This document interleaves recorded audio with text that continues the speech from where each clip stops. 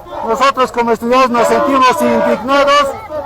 La denuncia no es contra estudiantes de la OPEA, es contra estudiantes del exterior que han venido a legalizar sus títulos a la OPEA y que habría sido involucrado en ese entonces vicedirector Carlos Condori y en la actualidad el rector Carlos Condori.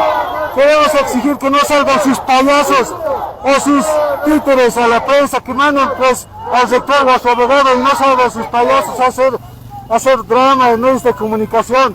No se está atacando a los estudiantes de la OPEA, se está atacando a los estudiantes extranjeros por un delito que debe ser investigado. Nada más, lo que estamos haciendo nosotros es exigir que esto se investigue lo más pronto. 24 horas están ya, todos estos días, 24 horas están encerrados en la universidad tratando de camuflar sus actos, sus documentos.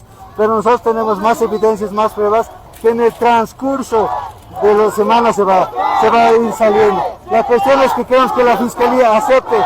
Hay rumores de que el rector estaría solicitando a los ministros que se rechace esta investigación. Incluso al fiscal hay rumores que está ofreciendo dinero para que esto se tape y se calle.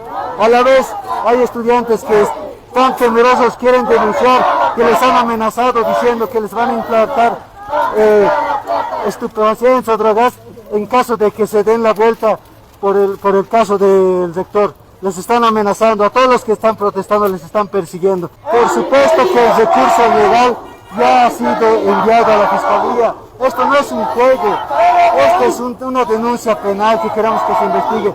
Técnicamente ya se ha dejado anteayer la denuncia y el fiscal correspondiente tiene que emitir la aceptación de esta denuncia y no rechazarla, porque es lo que está moviéndose el sector en sus payasadas. Quiere que se rechace esta denuncia para que no se investigue.